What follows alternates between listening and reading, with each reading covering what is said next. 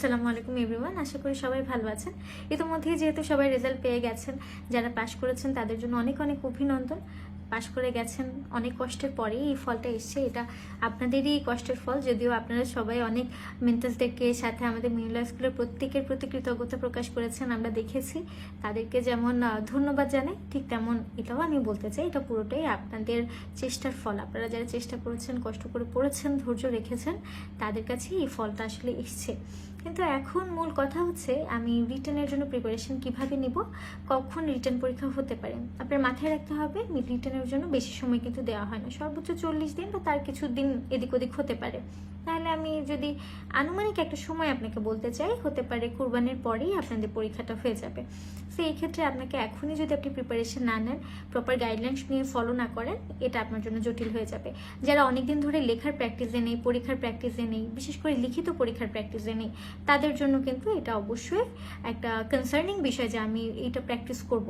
বাসায় বসে দেখা যায় আমরা বই পড়ছি, প্রিলি মাস্টার পড়ছি বা অন্য কোনো বই পড়ছি ঠিকই, কিন্তু একটা ব্যাচে যদি অ্যাডমিট না হই, আমি তো আলাদা করে পরীক্ষা দিতে পারছি না, তাই না?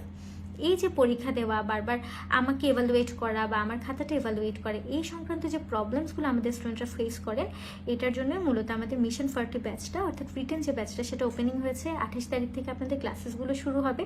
এই জন্য প্রতি সময়ে ড্রাফটিং প্র্যাকটিস করা, আপনার খাতা চেক করা, পরীক্ষা নেওয়া, রিটেন পরীক্ষা নেওয়া, এই বিষয়গুলো আমরা সবগুলো একটা শিডিউল করে আপনাদের আপলোড করেছি। আপনারা হয়তো সেই শিডিউলটা ইতিমধ্যেই পেয়ে গেছেন।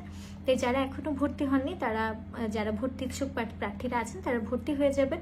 আর যারা মনে করছেন না আমি বাসায় বসে নিজেই আসলে একটা গাইডলাইন ফলো করতে চাই, তাদের জন্য আমার সাজেশন হচ্ছে আপনি নিজেকে রুটিন করে নিন। কারণ রিটেন প্রিপারেশন আসলে অতটাও সহজ না যতটা সহজভাবে আমরা দেখি। তাই একটা রুটিন করুন, এত অল্প সময়ের মধ্যে কিভাবে আপনি আপনার পড়াটা শেষ করবেন, প্লাস রিটেন প্র্যাকটিস করবেন। লিখিত প্র্যাকটিস করাটা জরুরি। ড্রাফটিংগুলো কিভাবে করবেন, অ্যানালাইসিস করা বা কোন পদ্ধতিতে আপনি আসলে আপনার পূর্ণাঙ্গ প্রিপারেশনটা নেবেন, এই ব্যাপারটা অবশ্যই যাচাই বাছাই করে নিতে হবে এবং করে নেবেন।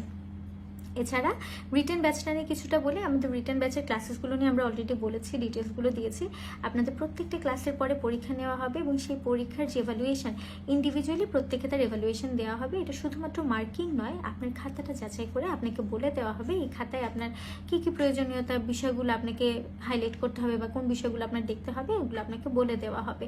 তাই আশা করছি যারা রিটেন ব্যাচে ভর্তি হয়ে গেছেন এবং যারা ভর্তি হবেন, তাদের সাথে খুব শীঘ্রই দেখা হবে ক্লাসে এবং কথা হবে। রিটেন প্রিপারেশনের জন্য দুটো বই আমি সাজেস্ট করি, প্রিলি মাস্টার এবং রিটেন মাস্টার। কিভাবে পড়তে হবে এটা নিয়ে পরে কখনো কথা বলবো, আবার অনেক লম্বা ভিডিও হয়ে যাবে, না হলে সেটা নিয়ে আবার অন্য সময় কথা বলবো কিভাবে পড়তে হবে। তবে এগুলো ছাড়া যদি অন্য কোনো বই আপনারা বাজারে আছে বা প্রত্যেকটা সাবজেক্টের জন্য আলাদা কোনো বই পড়তে চান, সেক্ষেত্রে আপনি পড়তে পারেন। এটা সম্পূর্ণই আপনার সিদ্ধান্ত।